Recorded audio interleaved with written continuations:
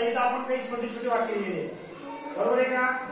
हे सगळे वाक्य आपल्याला काय करायचे तर वाचून काढायचे. मी फक्त बोट ठेवणार, ते तुम्ही वाचायचे. चालेल का?